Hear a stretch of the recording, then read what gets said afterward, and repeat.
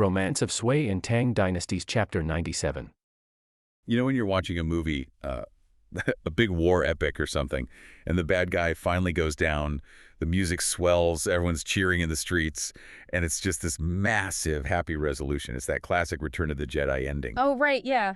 The Ewoks are dancing, the fireworks are going off. It's a very comforting narrative. But, I mean, historically speaking, it's rarely how things actually play out. Exactly. The end of a war is usually, well, it's just the beginning of a completely different kind of mess. A huge mess. The morning after a war is usually just cleanup, trauma, and a lot of really awkward political compromises. And that morning after feeling is exactly what we're getting into today. Specifically, the opening of Chapter 97. And let me tell you, if you're looking for a victory parade, you are in the wrong place. Yeah, the vibe is incredibly melancholy right from the start. We are looking at a world trying to glue itself back together after a massive catastrophic trauma. We're talking about the direct aftermath of the Andalusian Rebellion. Which, for the Tang Dynasty, was basically a stroke. I mean, the empire survived it, but the patient was never quite the same again. Never the same. So the imperial forces have just retaken Dongjing, which is the eastern capital, modern-day Luoyang. But the text doesn't actually open with these soldiers marching in or cheering crowds. It starts with a poem. And it is a fascinating poem. It immediately sets the hook for everything we're going to talk about today. It really does. It explores this universal human experience of separation and reunion, but it uses this flower metaphor that is just, well, it's striking. It contrasts what it calls famous flowers with the kunged plum. Right, the meihua, the plum blossom that blooms in the winter. In Chinese culture, that is the ultimate symbol of resilience because it thrives in the frost. It blooms when everything else is freezing and dying. So the famous flowers in this poem, they represent the high-ranking concubines, the celebrities of the court, the people who were pampered and beautiful.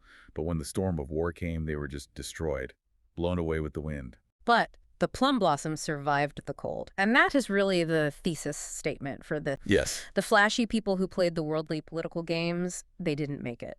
The people we're going to meet in this chapter, the survivors, they are the plum blossoms. They made it through because of something internal, whether that's sheer stubbornness, integrity, or spiritual cultivation.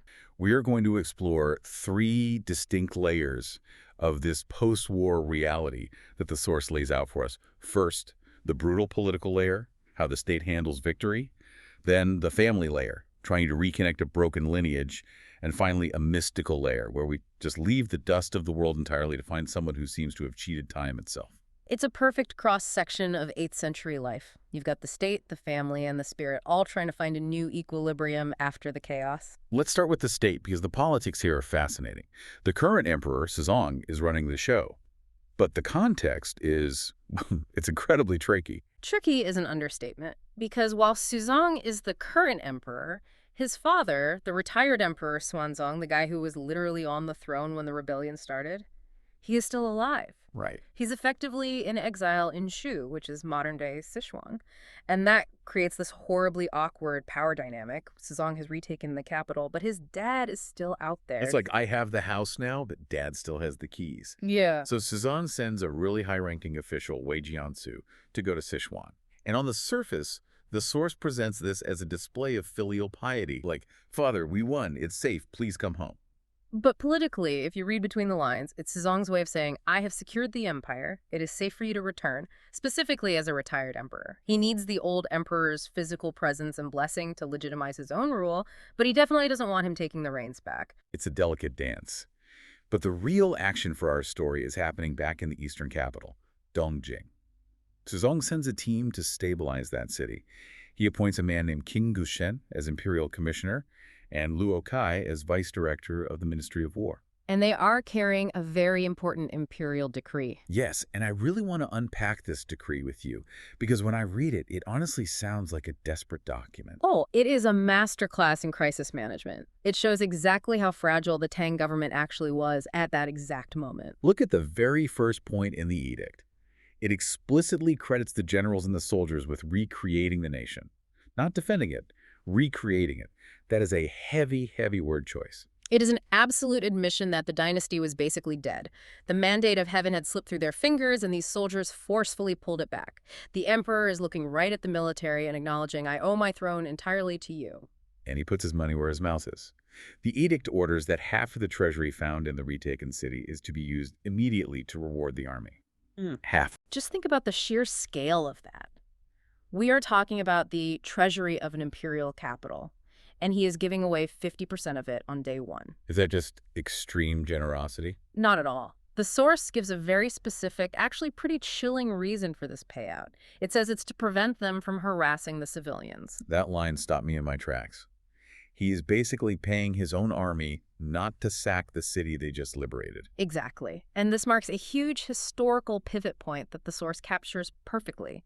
We are seeing the shift from a highly disciplined, centralized imperial army to a landscape of warlordism. The central government is weak. The soldiers know they hold all the cards. If the emperor doesn't pay out right now, they become bandits. He is effectively paying protection money to his own troops just to save the civilian population. That is a terrifying dynamic. So he uses the carrot for the soldiers, but then he brings out the stick for the traitors.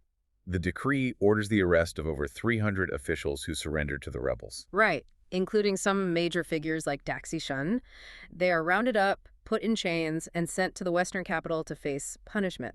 300 officials. That is a massive chunk of the administrative bureaucracy. It is, but for the emperor, loyalty is non-negotiable right now. If you worked for the rebel and Lushan, you are done. Your career is over, and probably your life too. But here is where the story gets really interesting. It's not just a witch hunt for the bad guys. It's an active search for the good ones. The emperor is desperate to find scholars who refuse to break. He needs moral symbols. He needs to prove to the public that integrity, the concept of Qiji, still exists in the world. And the text highlights two specific men, Zenji and Su Yuanming. I have to talk about Zenji. This story is just incredible. I read this section twice because I couldn't believe it. This guy was a well-known scholar, and even before the rebellion really kicked off, An Lushan wanted to hire him. Because An Lushan was talent scouting. Yeah. He wanted credible, respected intellectuals to lend legitimacy to his rebellion. But Zenji smells a rat. He knows An Lushan is trouble, so he decides to fake an illness. And not just a cough, he fakes a mute sickness. He just completely stops talking. It's a classic trope in Chinese history, feigning illness to avoid political service. But Zenji commits to the bit with an intensity that is, frankly, terrifying. Yeah, because when the rebellion actually starts, An Lushan sends an executioner to Zenji's house. I want you to just imagine this scene. A guy with a sword stands in your living room and essentially says, "Come work for the rebellion or I cut your head off right now." And Zenji doesn't flinch. He doesn't say a single word. The text says he just stretched out his neck for the blade. He called their bluff using his own life as the chips. It is the ultimate form of passive resistance. He was telling them, you can physically kill me, but you cannot make me speak for your cause. And it worked. The executioner was either so convinced that the guy was genuinely brain dead, or he was just totally creeped out.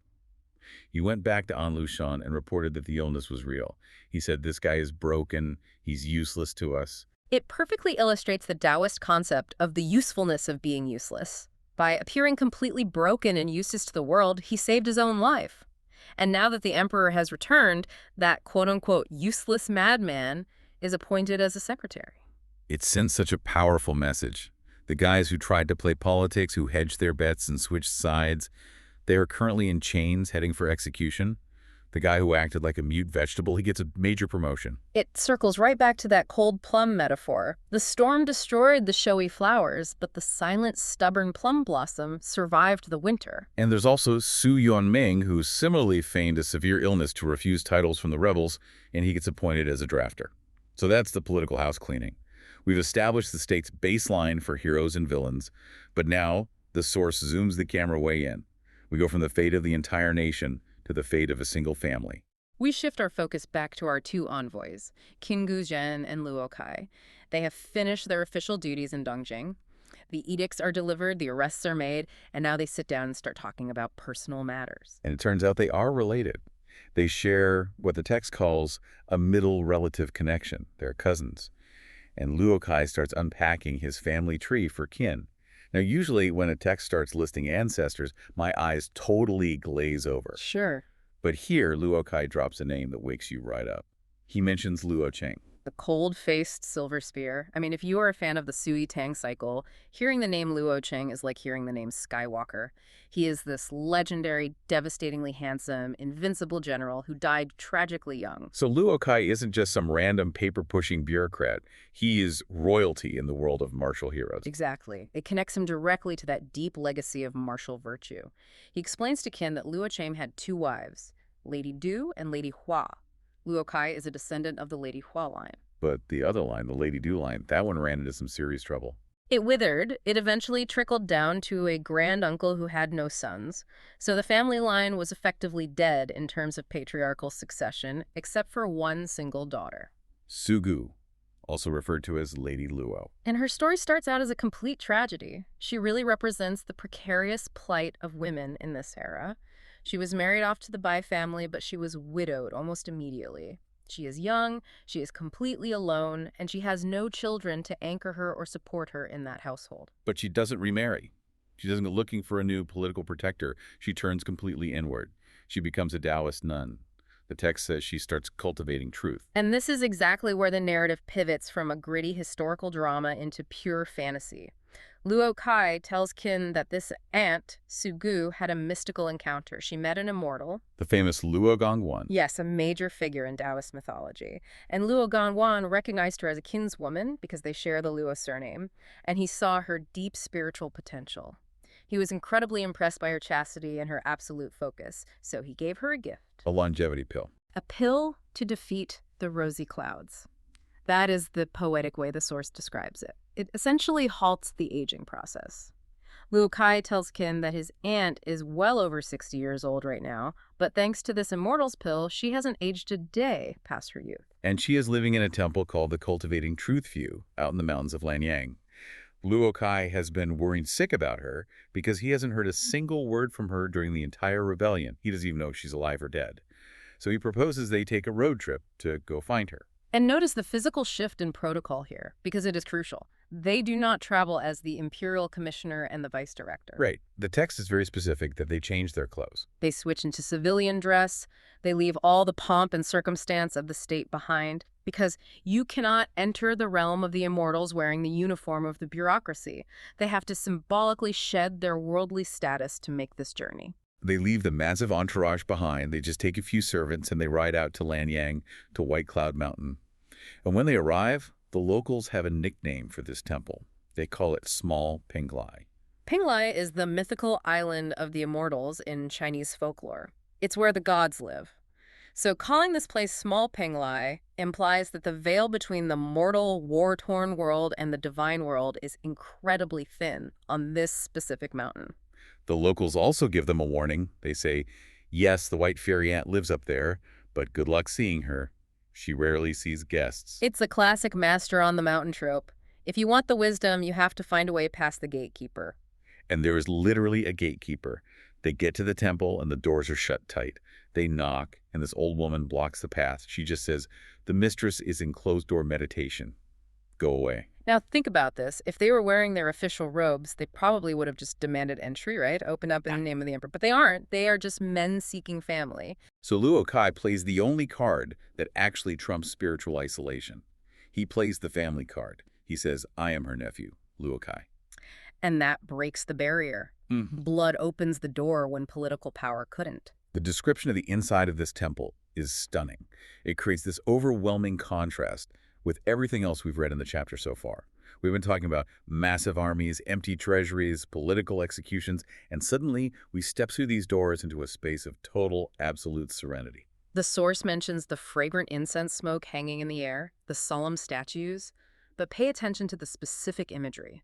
Pairs of cranes standing tall and evergreen pines. Both massive symbols of longevity in Taoism. Exactly. And the profound silence of the place. The text specifically notes there are no bells, no drums, just quiet cultivation. It emphasizes that this space is operating on a completely different frequency than the rest of the empire. The war outside is just noise. This temple is silence. And then she appears.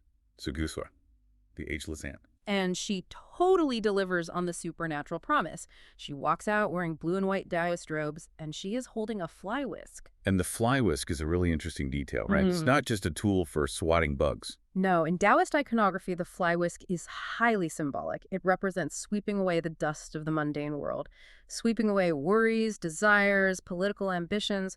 She is literally holding the physical symbol of her detachment from everything we discussed in part 1. And the text explicitly confirms that she looks nowhere near 60 years old. She looks like a beautiful young woman. The immortal's pill really worked. Defeating the rosy clouds. It's fascinating to me how matter-of-fact the source is about this magic.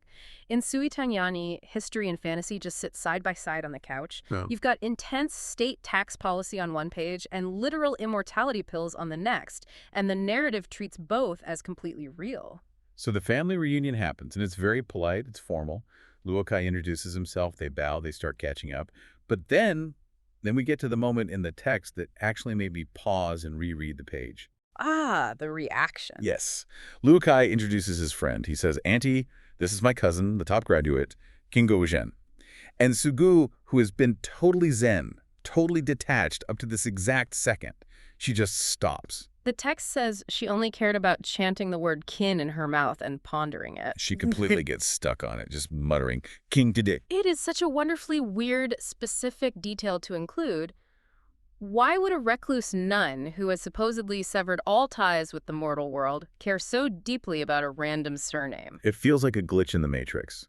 Like, does she know something? Is there a prophecy involved? Is there some ancient karmic debt between her and the Kin family that the text hasn't revealed yet? Or on a psychological level, perhaps it suggests that even for a near immortal, you can never fully escape your past. Maybe hearing that specific name triggers a memory she thought she had swept away with that fly whisk years ago. The text doesn't explicitly explain it here, it just drops it and leaves it hanging in the air. It adds this brilliant layer of mystery to what was otherwise a simple reunion. But the awkward moment eventually passes. The men offer her some worldly gifts. She initially refuses because she is outside the web of social and material obligations, but she eventually accepts them just out of politeness.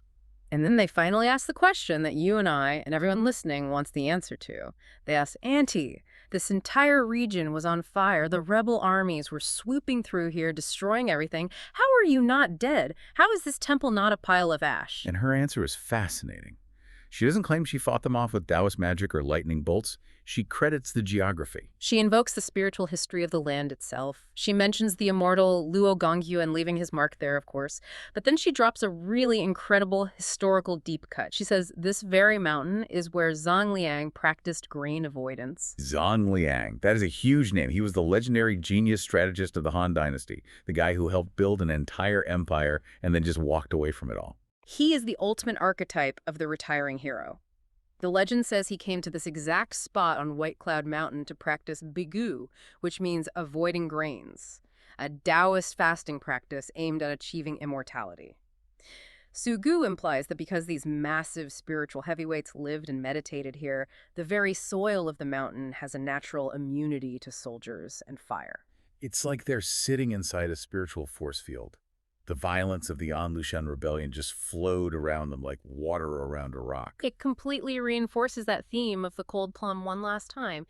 If you are cultivated enough, if your roots are planted deep enough in the Tao, the chaos of the political world simply cannot touch you.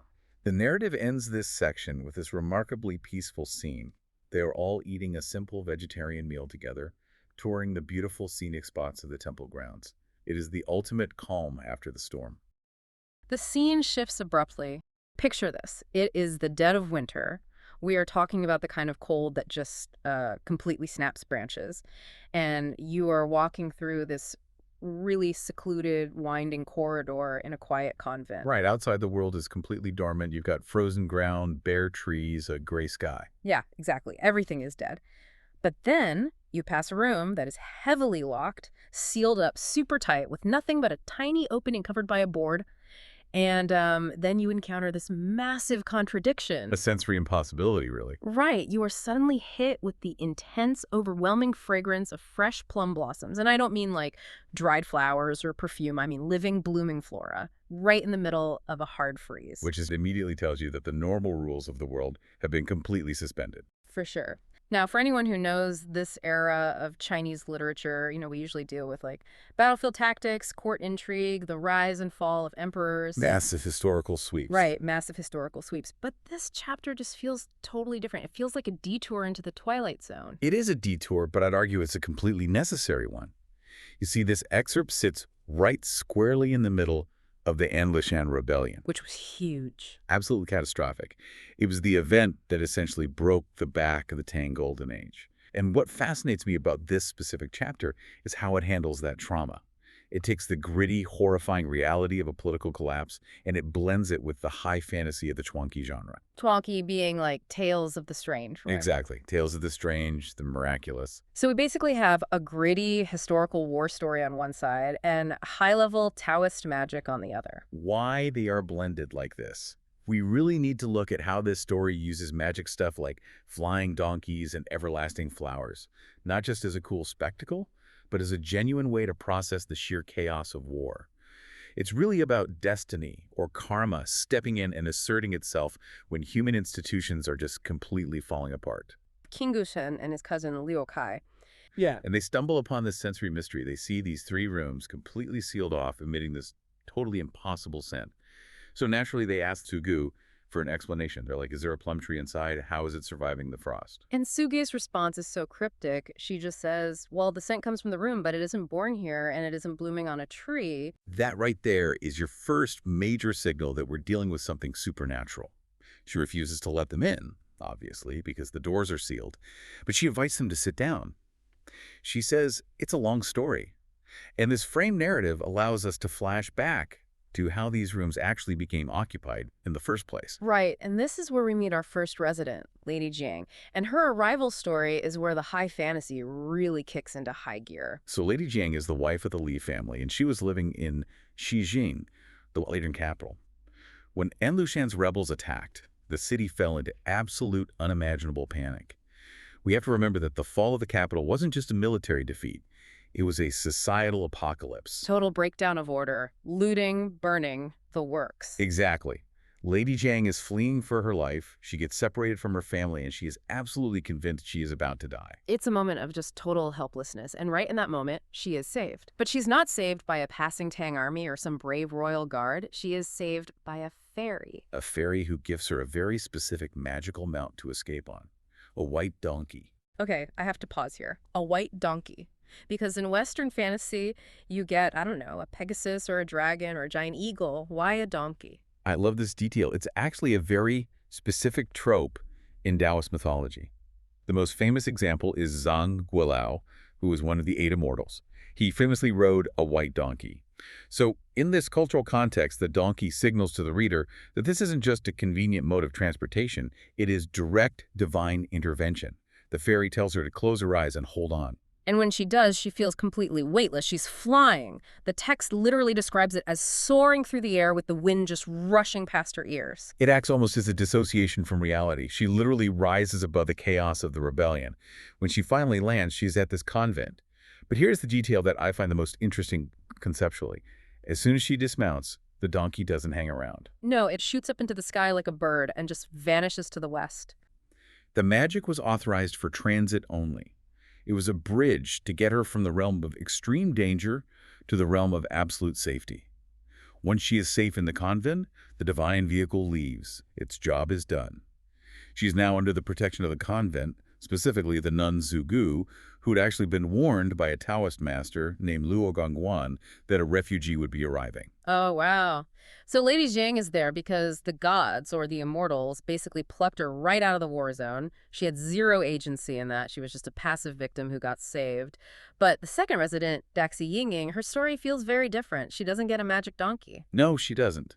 Daxi Yingying's arrival is entirely a result of political foresight and human agency. She really represents the other side of the coin in this story. She is the niece of Daxi's son, who is the governor of Henan. And Daxi's son is, well, let's call him a complicated figure in history. Complicated is a very polite way to put it. He surrendered to the rebels. He capitulated directly to Anlushan. In the strict Confucian value system of the time, this is the ultimate disgrace. It's high treason. When the Tang forces eventually retake the empire, which everyone knows they inevitably will, Collaborators like Daxi Sun are going to face the most severe punishments imaginable. Execution, exile, totally erasing their family name from the records. Precisely. And Daxi Yinging sees all of this coming. She is incredibly sharp. She's watching her uncle surrender, and she is thinking, this is going to completely destroy us. So she makes a move. She decides to become a nun, not out of some sudden religious fervor, but purely as a survival strategy. She realizes she needs to sever all her legal and social ties to her uncle before the imperial hammer drops on their family. It's a brilliant, desperate move. She flees to the convent to hide from the political fallout. It is a very pragmatic, calculated decision, especially when you compare it to Lady Jiang's magical flight through the clouds. It creates such a fascinating contrast. You have one woman who is saved by a literal miracle, and one woman who is saving herself through sheer wit and understanding of politics. But they both end up in the exact same place. They are locked together in a room by Sugu, who clearly recognizes that both of them, the victim of physical war and the victim of political fallout, need to be sequestered until the storm passes. They become roommates in this totally sealed chamber. They're only communicating with the outside world, or even getting food, to that small opening you mentioned, the Guangdong. And this is the point in the story where the immortals step back in to ensure their safety. We have two major Taoist masters, Luo Gongyuan and Yu Fashan, who pay a visit. These guys are heavy hitters, legendary figures in Chinese folklore. They arrive to basically set the terms of the women's imprisonment, and they bring gifts that act as, let's call them anchors for their destiny. Anchors is a great word for it. Let's talk about the source of that mysterious smell again, the plum blossom. This was the specific gift from Yu Fashan to Lady Jiang. Right, so he conjures a plum blossom branch completely out of thin air. But the magic isn't just the fact that he made it appear, it's the specific condition attached to it. He tells her, this flower will stay fresh, fragrant, and will not wither until you return to your old land and see your old master. It is a literal stasis field. Exactly. It's a magical timer. As long as that flower is blooming and smelling sweet, she is in a state of suspended animation relative to the outside world. The chaos of the rebellion outside cannot touch her, but the trade-off is she also cannot move forward. She is frozen in this tiny moment of perfection. Which perfectly explains why it smells so intensely strong in the dead of winter. It is actively defying the natural cycle of decay. It's a physical manifestation of her paused life. That brings us to the second gift. The gift for Daxi Yinging. She doesn't get a flower, she gets a poem. A prophecy disguised as verse, really. Yeah. The immortal Luo Gongyuan gives her an 8-line poem and basically tells her the key to your future happiness, and actually the key to Lady Jiang ever going home, is locked inside these words. This is the part of the story that turns into a full-on detective novel. Sugu recites this poem to our visitors, Qin Gozhen and Luo Kai. And as they are sitting there listening, Qin Gozhen starts to realize this isn't just some generic fortune cookie wisdom. It's literally about him. It's a great puzzle. Let's break down the lines, because the wordplay here is absolutely crucial to understanding the plot. The opening lines are, fleeing the world, but not fleeing Qin. The man of Qin is actually a relative. Fleeing the world, but not fleeing Qin. Now, initially, as a reader, I would assume Qin refers to the old Qin dynasty, right? Like the classic idiom about fleeing a tyrannical government. That is exactly what you were supposed to think. Fleeing the Qin is a very standard literary reference for escaping bad politics. But the poem brilliantly subverts it. It says she's not fleeing Qin, and then it clarifies the man of Qin is a relative, or a close one. So it shifts from Qin the regime to Qin the surname. Exactly. And Qin Gozhen is sitting right there, hearing this nun recite the poem, thinking, wait a minute, my surname is Qin. And then the poem keeps going. It says, seeing Kai in the net. And sitting right next to him, literally right next to him, is his cousin Luo Kai. The poem is literally naming the people sitting in the room. There is another line too, river flow can turn together. River in Chinese is Jiang. That is a direct reference to Lady Jiang, the roommate. And finally, the poem says, look at the ping on the water. Ping refers to duckweed, which traditionally symbolizes wandering or a drifting life. But it's also highly likely a pun on Luo Kai's courtesy name or another identifier for him. So Qin Gozhen connects all these dots. He looks at Sugu and asks, hey, did this Daxi Yinging happen to mention a guy named Qin back in the capital before the war? And Sugu confirms it immediately. She says Yinging mentioned that back in the Jiki ward of the capital, there was a marriage discussion, an engagement, essentially, with a nobleman named Qin. That is the big aha moment. Qin Gozhen lived in Jiking ward. He is that exact man. It's just a brilliant narrative device. The prophecy reveals that Daxi Yinging didn't just run away to become a nun to hide from her uncle's treason. She ran away to wait for him. The poem explicitly says the kin man is actually a relative. The person she was destined to meet was the very man she was forced to leave behind when the capital fell. So the puzzle is completely solved. The net mentioned in the poem wasn't a political trap. It was a web of destiny bringing these specific people together at this exact convent. But now they have to actually meet face to face. Sugu goes to the sealed room to tell Yinging, hey, he's here. The prophecy guy is right outside. And this is where the story gets deeply human. Because Yinging actually hesitates. Which is wild to me. Why does she hesitate? If this is her grand destiny ordained by the immortals, shouldn't she be running to kick the door down? Well, you have to think about her current position. She has taken vows. She wears the Taoist robes. She has officially left the world of dust, as they say. In her mind, she has completely severed her connection to romantic love and secular society. She genuinely feels it would be improper, maybe even deeply shameful, to just snap back into her old life the second her ex-fiancé shows up. She actually asks Sugo, I've become a monk. How can I speak of emotional entrapments now? But Sugu's having none of it. She doesn't buy that excuse at all. She uses the prophecy as the ultimate leverage. She basically tells her, look, the immortal Luo Gongguan knew you were a nun, and he still wrote this poem about you renewing old relations. You cannot argue with an immortal. It is the perfect theological argument. She frames the romance as a strict religious duty. It is literally the will of heaven that you date this guy. King Guoshen adds his own pressure, too. He writes a poem back to her, directly reminding her of their specific history at the tower in Jiqing Ward, and that finally convinces her. But the meeting itself, it's not some grand Hollywood embrace. No, it's not. And this is genuinely my favorite scene in the whole chapter. They meet through the guandong, that tiny little small opening in the sealed room. She doesn't come out. He doesn't go in. The text describes her appearing in her robes, looking like a fairy descending. And they just look at each other. Sadness and joy. That is the exact phrase the author uses. They stare at each other with sadness and joy, but they don't even speak initially. It's a classic example of infinite longing conveyed entirely in silence. That visual of the two of them, separated by a thick wall, just communicating through a tiny aperture, it's incredibly intimate. It feels almost more romantic than if they had just run up and hugged. Absolutely. In classical Chinese literature, physical obstruction often heavily heightens the emotion of a scene. The wall represents the harsh reality of their situation, the war, the religious vows, the sheer amount of time they've lost. But the visual connection through the whole proves that the emotional bond is still completely intact. And practically speaking, they can't just leave together right then and there. Qin is an official on an active mission. Right, he's an envoy. He has official duties to the emperor. He can't just throw a nun on his horse and ride off into the sunset. The physical resolution has to be deferred. He promises to finish his diplomatic mission, report back to the emperor, and then send a proper, respectful retinue to fetch her. But the implication for the reader is clear. The prophecy is fulfilled, the river will flow again, which means Lady Jian will also finally get to go home. Yes, the fate of the two women is completely linked. Once Yinging is reclaimed by her destiny and the man of Qin, Lady Jiang is automatically released from her magical exile. You've got the two guys, Qin and Luo Kai, sitting around with the nun, Luo Sugu. They're drinking tea, maybe trying to distract themselves from the fact that the country is falling apart. Right. It feels very cozy, very civilized. And then, as scholars do, they start analyzing poetry. This is peak Tang Dynasty behavior. When in doubt or when in peril, analyze a poem. They're discussing a specific prophecy left on the wall by a famous Taoist immortal named Luo Gongguan. Let's pause there for a second. For someone who isn't steeped in Chinese folklore, who is Luo Gongguan? Is he a big deal? Oh, huge deal.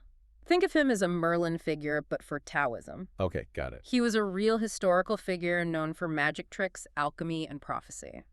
In this story, he has left an 8-line poem at the temple. The first few lines have already come true, predicting the rebellion and the chaos, but the group is stuck on the ending. They can't figure out what the immortal was trying to tell them about the present moment. Exactly. I love this because it's basically an escape room puzzle from the 8th century. They are trapped in the mountains and trying to solve a riddle.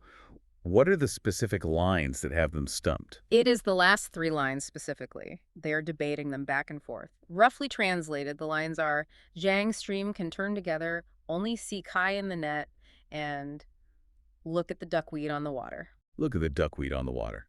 That sounds lovely. Very scenic. But pretty useless if you're trying to figure out if you're going to survive a war. On the surface, yes. It sounds like standard nature imagery. But Chinese poetry, especially in these historical romances, is almost always a word game. Right. There's always a double meaning. Always. It relies on homophones, words that sound the same but mean different things, or breaking apart characters to form new meanings. The characters in the story know there is a hidden message. They just can't see it yet. So walk us through the breakthrough. Because it's Luo Kai, the imperial envoy, who cracks the code, right? He does. The text describes him pacing around, barefoot, which creates this great image of a frantic intellectual who has totally forgotten his manners in his excitement. He's fully in the zone. Yes, and suddenly he stops. He realizes the poem isn't about nature at all. It is about names. Names, okay. Take the first part, Jiang Stream. In Chinese, Jiang means river, but it is also a very common surname. He realizes the poem isn't talking about a body of water. It is talking about the surname Jiang. Oh. That points directly to the mysterious woman in the next room, Lady Jiang. That seems almost too easy, doesn't it? The lady named Jiang is mentioned in the poem about Jiang. True, but that is just the first step. Here is the kicker. He looks at the last line. Look at the duckweed on the water. The Chinese word for duckweed is ping. So, Luo Kai combines the surname Jiang from the first line with the word ping from the last line. Jiang and Ping. Jiang Caping. Bingo. Jiang Caping. Now, does that name ring a bell for you? In the context of the Tang Dynasty, wait, that is Lady May, right? The plum concubine? The very same. She was Emperor Xuanzong's absolute favorite consort before Yang Guifei came into the picture. Right. She was famous for her intellect, her elegance, and her absolute obsession with plum blossoms. But historically and in the story, she vanished during the rebellion. Everyone assumed she was dead, killed in the chaos. So Luo Kai is standing there, barefoot in a temple, realizing that the quiet woman, she is arguably one of the most famous missing persons in the entire empire. Exactly. It is a massive revelation. It's like finding a missing celebrity hiding in your Airbnb. But the poem gets even more personal than that. Remember the middle line, only see Kai in the net. Yeah, the net part. What does that mean? Luo Kai realizes that Kai refers to him. His name is Luo Kai. The net is a metaphor for the entrapment or the confusion of the times. The prophecy isn't just saying, here is the plum concubine. It is saying, Luo Kai, you're the one who finds her.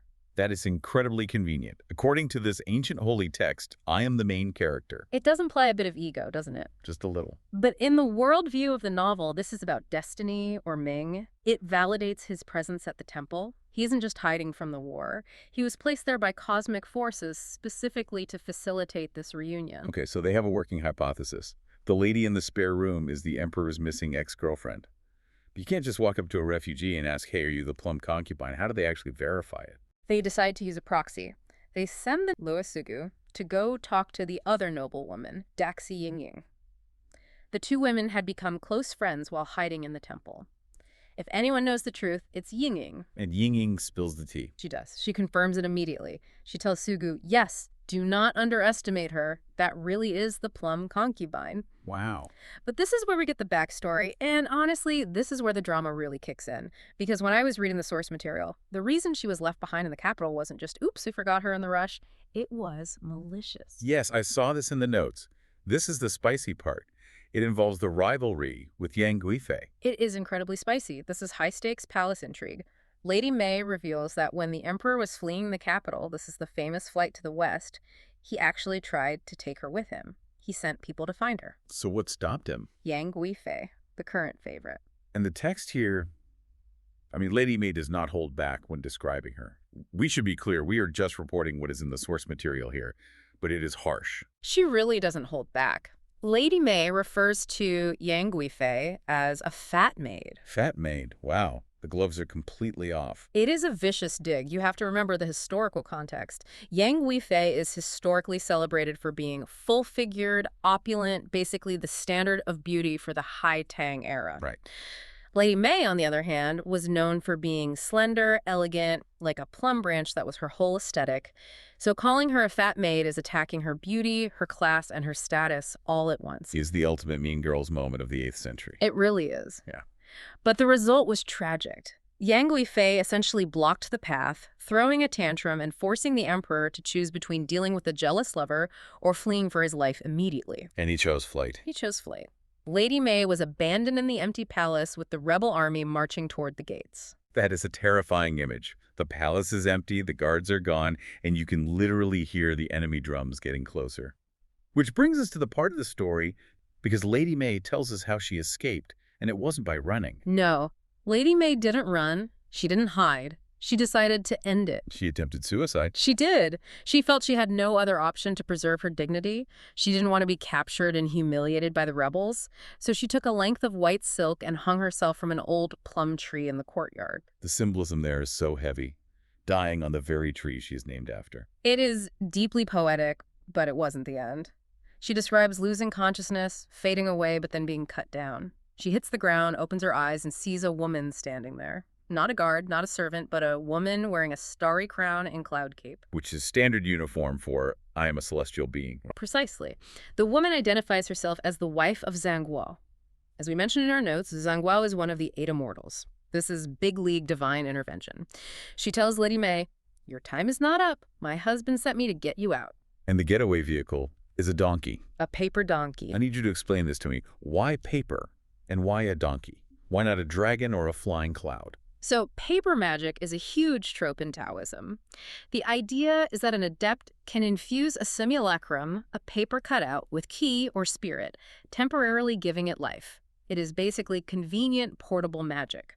The immortal's wife opens a drawer, pulls out a paper cutout of a donkey, places it on the ground, and blows on it. Just a little breath of life. Exactly. She blows on it, and poof, it inflates into a living, breathing, snow-white donkey. And the text specifically notes that it was a fat donkey. Again with the body descriptions, even the magic livestock needs to be well fed in this story. It signifies strength. It means the magic is potent. This isn't a sickly creature. It is ready for a long haul. But there is a catch. Magic always has rules. The immortal tells her, sit on it, but keep your eyes closed. Do not open them until you stop moving. That is the classic rule in mythology. Orpheus and Eurydice, Lot's wife, if you look, you break the spell. Exactly. It is a test of faith. So Lady May climbs on, shuts her eyes tight. She describes hearing the wind rushing past her ears with this su-su sound. She isn't just trotting, she is flying. Wow. The donkey is literally carrying her through the sky, over the rebel armies, over the burning cities, and lands her gently on the path to the temple in the mountains. That image is wild, just a woman on a fat white donkey silently cruising through the clouds while the world burns below her. It is completely surreal, and when she lands, she opens her eyes and she is safe. Did the donkey turn back into paper? Actually, in this version, the nun, Sugu, says she saw the white donkey fly away into the clouds after dropping her off, so the donkey kept going. That's amazing. But this explains why Lady May was so secretive. How do you tell a group of rational scholars, I just flew in on a magical paper construct sent by a god? You don't. You keep your mouth shut until someone solves the riddle that explains who you are. Because otherwise they will think you have completely lost your mind. Right. So now the cards are on the table. Yeah. They know who she is. They have the emperor's missing girlfriend in the guest room. The prophecy is solved. What did they do? Do they just put her back on a donkey and send her to the emperor? No, now we switch gears again. The magic is over. Now we need bureaucracy. Of course. This is what Sui Tangyani does so well. It mixes the mystical with the administrative. Luo Kai and Qin Guozhen are government officials. They know they can't just show up at the palace with a random woman and say, "Found her." Right. You need a paper trail. You need verification. Exactly. They write a formal report, a memorial to Prince Guangping. He is the emperor's son, leading the loyalist forces in the eastern capital. But the prince is cautious. He can't just take their word for it. So he sends a delegation to the temple old eunuchs and palace maids who knew Lady May from the before times. It is basically a visual identification lineup. It is, and it is a very emotional scene. These old servants see her, and they immediately start weeping and bowing. It is a positive match. The report goes up the chain to the emperor, who is apparently overjoyed. He has missed her terribly. But there is a secondary plot we need to resolve. Yes, the romance. We can't forget the other couple. The romance between Qin Guozhen and Daxi Yingying. While Luo Kai was playing detective, his cousin Qin was reconnecting with Yingying. They want to get married. But there was a massive problem with her background, right? Her family. A huge problem. Her uncle is Daxi's son. He was a general who surrendered to the rebels. In the eyes of Tang law, that is treason. And in ancient China, treason isn't an individual crime. It stains the whole family. Technically, Yingying should be punished, enslaved, or at least socially exiled. So how does she get a happy ending? she is the niece of a traitor. Luokai, the cousin, pulls a brilliant political move. In his report to the emperor about finding Lady May, he slips in a paragraph about Ying. The classic memo writer. Hey, found your wife. Also, please pardon my cousin's girlfriend. Basically. But his argument is really interesting. He argues for her virtue. He says, yes, her uncle is a traitor, but she hated his treason. She shaved her head and became a nun rather than follow him. He frames her suffering in the temple as absolute proof of her loyalty to the dynasty. He separates her individual integrity from her family's crimes. That feels surprisingly modern. It really is. And the emperor buys it. He is so happy about getting Lady May back that he is in a very forgiving mood. He issues a decree, he pardons Ying and orders her to marry King Guzan. Now, the text mentions she is married as a viceroom. We should probably unpack that term because, to a modern ear, that sounds less than ideal. It does sound diminishing today, but we have to look at the context of the 8th century. She was a fugitive, the niece of a traitor facing potential execution. To be granted the title of a secondary wife, an official consort with legal standing to a high-ranking official, that is a massive restoration of status. It is a reward. It signifies that she is back inside the system, protected by the law. So everyone wins. Lady May is found, Ying is pardoned and married, and the scholars get the credit for orchestrating the whole thing. And we get a grand finale. The quiet mountain temple, which started as this lonely refuge, is suddenly flooded with imperial guards, golden carriages, and flags. They form a massive procession to take Lady May back to the capital. But there is one specific detail in this parade that really stood out to me. It is not the gold or the silk. It is what is being carried right in front of Lady May's carriage. The precious vase. Yes. Tell us about the vase. So, remember when the immortal rescued Lady May from the plum tree? She gave her a plum branch. This was months, maybe even a year ago in the timeline. But as they carry this branch back to the capital in a vase, the text says it hasn't withered. It is still fresh. It is still blooming. And it is fragrant. Yeah. As the caravan moves down the road, the scent of the plum blossoms wafts through the air, and everyone who smells it stops and marvels. That is such a cinematic image. It is like a practical special effect. It serves a function, too. It is the physical proof of the supernatural. It is the author telling us, this wasn't a hallucination. The gods were here. It validates Lady May's entire story about the donkey and the immortal.